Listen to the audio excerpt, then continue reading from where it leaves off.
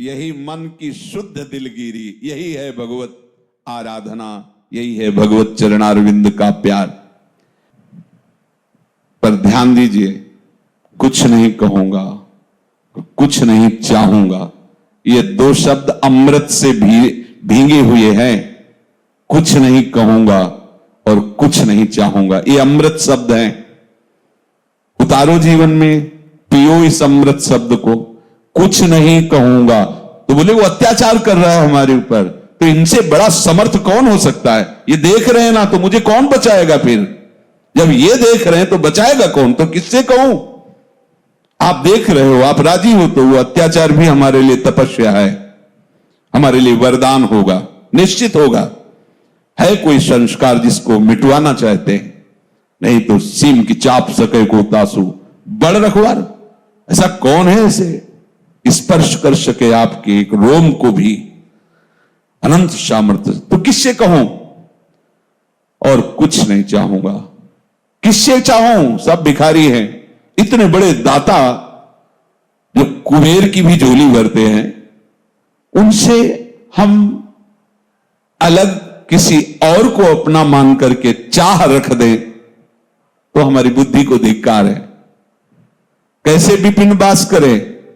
कुछ ना बोलूंगा, ना चाहूंगा, ये बहुत अमृत में शब्द हैं। प्रायः जहां मन में थोड़ी जलन शुरू हुई तो साधक विचलित हो जाता है, घबराहट होने लगती। आप थोड़ा दृष्टा बनिए, तटस्थ भूमिका में आइए। क्यों आप घबरा रहे? वो मन घबराने दो ना। तुम्हें घबराहट पैदा करने वाला ये मन ही है, तुम्हारी दुर्गति करने वाला ये मन ही है। अब इसको फंस गया कृपा के जाल में, कृपा के जाल में। अब इससे तो जल करके शुद्ध होना पड़ेगा। अब इस मन को अमना होना पड़ेगा। अमना, मरा हुआ मन का परिचय अमना। चाहे जितना विषय संयोग आ जाए, उसको इच्छा ही नहीं होगी। मीटे पर आस। उपासना में क्या मिटाना है? कुछ ना चाहूंगा। मीटे पर आस, दूसरे से सहयोग लेने की भावना का त्याग। बने तो रघुवर ते बने, बिगड़े तो भरपूर। और तुलसी औरन ते बने, ता बनिबे पे धूर। बिल्कुल सहज सिद्धांत है। कोई भी जो सहयोग कर रहा है मेरे प्रभु से प्रेरित होकर, मेरा विधान केवल मेरे मालिक से चल रहा है, हम किसी और को नहीं मानेंगे। कोई और है ही नहीं उनके सिवा। अगर ऐसा कि अमुक मेरे हैं, उनके द्वारा मेरा भरण पोषण, तो अभी शरणागति में बाधा है। ठीक है, वही कर रहा है, पर हम मानेंगे वही कर रहा है, उसी के द्वारा विधान। कल से तुम आना बंद कर दो, कल से मिलना बंद कर दो, देना बंद कर दो, तो हम दोबारा तुम्हारे को फोन नहीं करेंगे, सूचना नहीं देंगे, क्योंकि हम इनके आश्रित हैं। ये किसी और से करवा देंगे। इनका ना करवा दे, प्राण चले जाए, इनके लिए समर्पित हैं। ये मीटे पर आस, दूसरे की आस। और खास पूरन सबूरी। खास बात यह है कि ऐसा धैर्य होना चाहिए, सबूरी होनी चाहिए। कहत कबीर सुनो भाई साधु, साहब मिलत सबूरी में, मन लागो यार फकीरी। साहब मिलत सबूरी में, शांत हो। वास्तविक तुम्हें कुछ नहीं चाहिए।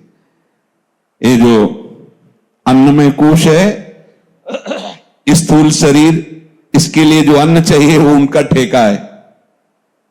जो प्राणों के लिए वायु और जल चाहिए, ये इनका ठेका है। जो जो हमें चाहिए वो आवश्यक है, जो सबको देते हैं वो तो को भी दे हैं। अरे जब दांत रहते तब दूध दियो है। देखो, जब पैदा हुए थे तो हमारे लीवर में इतनी सामर्थ्य नहीं थी कि हम बाहरी बलिष्ठ पदार्थ पचा सके। तो वात्सल्यमयी जननी के वक्षा स्थल में ठीक उतना ही गर्म, उतना ही मीठा और इतना सुपाच्य आहार पहले से ही रख दिया था भगवान ने, पैदा होने के पहले। और पैदा होते ही वो सुपाच्य आहार, मां का वात्सल्य भरा दुग्ध पान करके। किसने व्यवस्था की थी? किसी डेयरी से या किसी ज्ञानी विज्ञानी के द्वारा?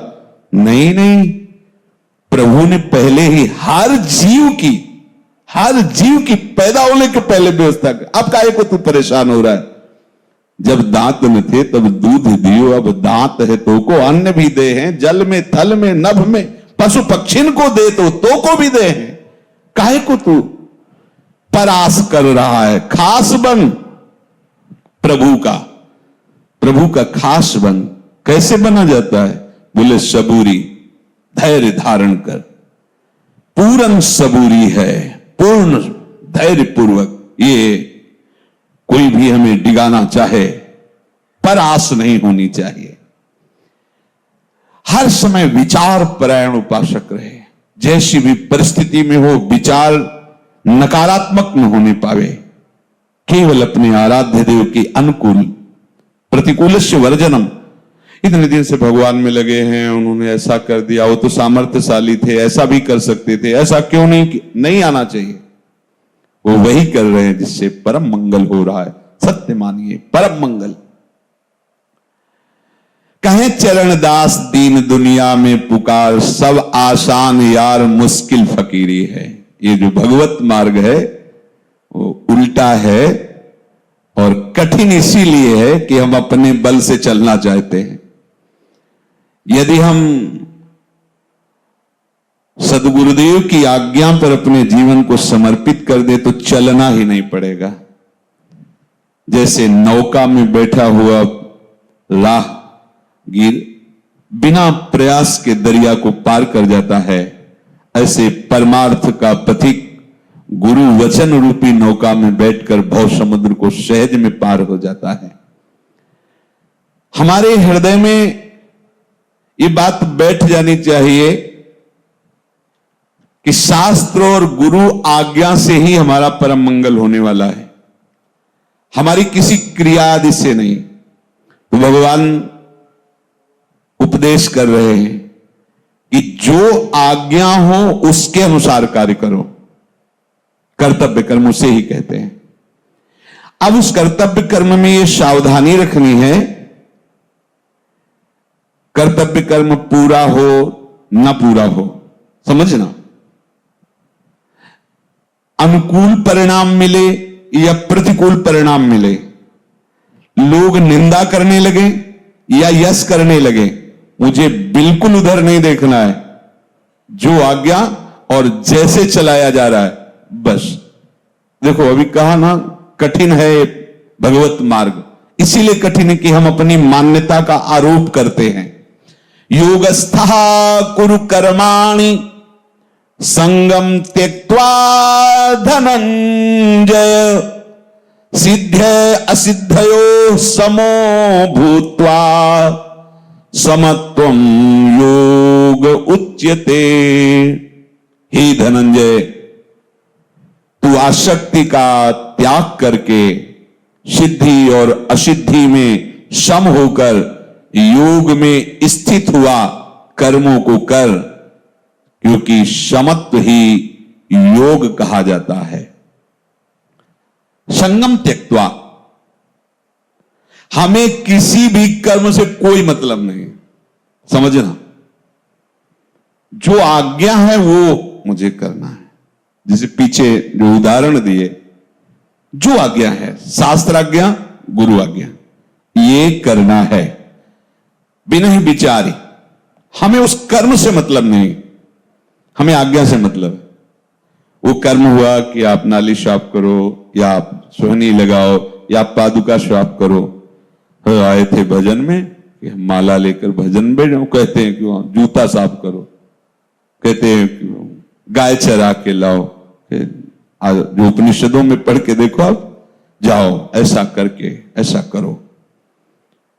वो क्या कह रहे हैं बस उतना ही हमें करना है,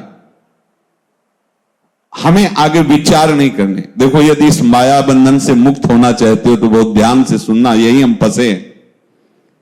किसी भी कर्म से, तभी पीछे कहा कर्म से भगवत प्राप्ति नहीं होती, कर्म योग से भगवत प्राप्ति होती है। जो गुरुजनों की आज्ञा के अनुसार गुरुजनों के लिए शास्त्र, गुरुजनों के लिए कर्म किया, उसे योग कहते हैं। क्योंकि उनकी आज्ञा पर चलने पर विषमता पर विजय प्राप्त करके वो सम हो जाता है, क्योंकि उसको उस क्रिया से मतलब नहीं, आज्ञा हुई है। आप देखो, संतों के चरित्र पढ़ करके देखो, भक्तों के चरित्र पढ़कर देखो, जो आज्ञा हुई आजीवन उसी पर तत्पर रहे। और किसी भी कर्म के फल से हमारा संबंध नहीं, ना हमारा कर्म से संबंध है, ना हमारा कर्म फल से संबंध है। अगर उसे हम ज्ञान भाव से देखें तो जितनी भी क्रियाएं होती है सब स्थूल सूक्ष्म से होती है और किसी न किसी कामना से होती है। हमारा जो स्वरूप है वो अचाह है, उसे कुछ नहीं चाहिए, और अकर्ता है, उसे कुछ नहीं होता। पर हम अपने को देह भाव में मान चुके हैं, इसलिए छूटने के लिए हमें लगता है कि किसी कर्म से ही हम बंधे हैं और किसी कर्म से ही हम छूटेंगे। तो कोई वो खास कर्म नहीं है जिससे छूटा जाता है। कर्म में आसक्ति ना होना, कर्म फल की चाह ना होना, केवल कर्तव्य का पालन करना, आज्ञा के अनुसार आप कर्म बंधन से मुक्त हो जाएंगे। पीछे के कर्म बंधन ये काट देगा और ये कर्म आपको बांधेगा नहीं, और इससे भगवत प्राप्ति हो जाएगी। बिना कर्म किए कोई रह नहीं सकता। इसलिए समझिए, किसी भी कर्म से हमारा संबंध नहीं। हमें जो आज्ञा हुई है शास्त्र की, तस्मात् शास्त्रम प्रमाणम ते कार्या अकार्यो व्यवस्थित हो। शास्त्र व्यवस्था करता क्या करना चाहिए, क्या नहीं करना चाहिए। तो शास्त्र को हम समझ नहीं पाते, तो शास्त्र का रहस्य गुरुजनों से, भक्तजनों से, संत जनों के जो हृदय में अनुभव हुआ उसके अनुसार हम फिर चलते हैं। बहुत सरल हो जाता है। कहां हम पूरा शास्त्र पढ़ पाएंगे, तो वो सार बात हमें बता देते, ऐसा करो, ऐसा ना करो। तो जो करने के लिए कहा है वो हमारी प्रधान वृत्ति उनकी आज्ञा पालन है, उस कर्म से संबंध नहीं। वो कर्म ऊंचा है, नीचा है, पवित्र है, अपवित्र, इस पर वो जो आज्ञा की है, हमारी दृष्टि आज्ञा पर है। देखो ना, श्री जी ने जो राधा वल्लभ जी के पीछे एक मंदिर है छोटा सा, प्राय सब लोग नहीं जानते, वो आनंदी बाई जी का, वो लाल प्रिया जी को अपना बेटा और बहू मानती थी। तो एक दिन श्री जी को पोशाक धारण करवा रही थी, तो साड़ी बार बार फिसल रही थी। तो उनका बहू, ये साड़ी पसंद नहीं क्या, दूसरी पहनाई। भक्तों की दृष्टि और भक्तों की बातचीत अलग ही होती है। वो भी जितनी साड़ियां थी सब बदल दी, लेकिन कोई भी टिक नहीं रही थी। अच्छा, तो बहू को अब नई साड़ी चाहिए, और आप विरक्ति से रहती थी। कुछ भक्तों से अर्थ एकत्रित करके बहू के लिए साड़ी लाने के लिए कलकत्ता आई। कई दुकानों में देखा, अंदर से लग नहीं रहा था कि ये साड़ी लें। अचानक एक रिक्शे पे बैठी हुई नव युवती को देखा, वो साड़ी देखते ही एकदम पसंद आ गई। और एक रिक्शा किया, उसके पीछे लगाया, और जब कोठी पे रुकी, जाके रुको, नजदीक गई। उनका, मैं अपनी बहू के लिए साड़ी लेने आई थी, वृंदावन से आई हूं। पहले यही सुन के आश्चर्यचकित हो गई कि ऐसी सास तो हमने आज तक नहीं देखी, जो अपनी बहू की पसंद के लिए वृंदावन से कलकत्ता साड़ी लेने आई। और फिर हालत देखी, रज लगी हुई, फटी मार्किन जैसी, ऐसे पहने, समझ में नहीं आ रहा था। तो हाथ जोड़ा और कहा कि मेरी बुद्धि काम नहीं कर रही आपको देख करके। आप कितना प्यार अपनी बहू से करती कि आपके तो वस्त्र ऐसे, और आप हमारी साड़ी देखकर अपनी बहू के लिए पहले तुम अपना परिचय बताती कि हम वैश्या हैं। वो कोई बात नहीं बेटी, ऐसे अमृतमय वचन भक्तों के लुट गई। कोई इतना प्यार से बेटी कह के उसको बोला हो आज तक। वो कहा, हमारे श्री कृष्णचंद्र जो बेटा है और किशोरी जो बहू है, वो आंसू चलने लगे उसके कि मैं कितनी नीच हूं, पर कहीं ना कहीं भगवान मेरे पर प्रसन्न हुए। ये वृंदावन की महान भक्ता, और मैं संभाषण करने का अवसर पाई। प्रणाम किया और कहा, माता जी आप पता दे दीजिए, मैं बिल्कुल ऐसी ही साड़ी कई मंगा करके और स्वयं वृंदावन लेकर के आऊंगी, आप पता दे दीजिए। अब आप विचार कीजिए, कहां कैसा। कृष्णदास जी आगरा ठाकुर जी की सेवा के लिए सौंज लेने गए तो देखा बहुत से लोग घेरे हुए हैं, मंडलाकार भीड़ लगी। ऐसे कौतूहल में अंदर गए तो देखा एक वैश्या नवयुवती नृत्य कर रही और लोग मुद्राएं देकर मनोरंजन कर रहे हैं। ये भी अधिकारी जी थे सेवा की, अर्थराशि थी ही, लेने गए थे ठाकुर जी की सेवा सामग्री। अंदर से प्रेरणा हुई और वैश्या को देखते ही रहे। नवयुवती वैश्या नृत्य करते हुए ऐसे दृष्टि की तो देखा है तो रिजवार लग रहा है। प्यार भरी दृष्टि में अपनापन जो होता है वो आकर्षित करता है। वो भी बार बार देखने लगी तो इन्होंने उस समय 10 मुद्रा निकाली, ऐसे वो आई और नजदीक लिया। देख करके इनके हृदय में एकदम आकर्षण पैदा हुआ कृष्णदास। और उनका, हम जहां रुके हुए हैं, हम बहुत बड़े मालिक के सेवक हैं, हम तुम्हारी इच्छा पूर्ति कर दें, जितनी तुम्हें मुद्रा चाहिए आप वहां हमारे यहां आइए अपने समाज के सहित और हमें सुनाइए जो मुद्रा राजी हुई। उसका तो काम था, वो आई। फिर देखा तो उनका, देखो हम तो अपने बादशाह के बहुत छोटे से सेवक हैं, हम जो तुम्हें इतनी एकाग्रता से देख रहे थे वो तुमसे, तुम्हारे रूप पे नहीं रिझे, तुम्हारी जो हाव भाव है, तो विषयी प्राणियों को तुम रिझा रहे हो। अगर हमारे बादशाह को रिझा लो तो निहाल हो जाओगी, फिर दूसरे को रिझाना नहीं पड़ेगा। तो उसने कहा, आप जैसा कहें। बोले 1000 स्वर्ण मुद्रा आप अपने परिकर को। अब उसने कहा, हमें कहा देना, साथ ही ले चलो, मुद्रा में तो साथ ही ले चलो। लाए। क्रिया कैसी है बाहरी देखने में, गिरिराज जी की तलहटी में, अब संत समाज में फिर देख लो, बड़ी विचित्र भगवान की माया। बूढ़े होने चले अधिकारी जी कृष्णदास जी और वो वैश्या को लेके आए। कितनी गंदी वृत्ति इसमें उदय होती कि वैश्या पास में झोपड़ी में रखते हैं, किसी की पर न निंदा की न स्तुति की। गिरिराज जी के समस्त कुंडों में उसको स्नान करवाया और फिर पद सिखाया। और हाव भाव चतुरता रिझाने की तो उसमें स्वाभाविक जन्म जाती थी।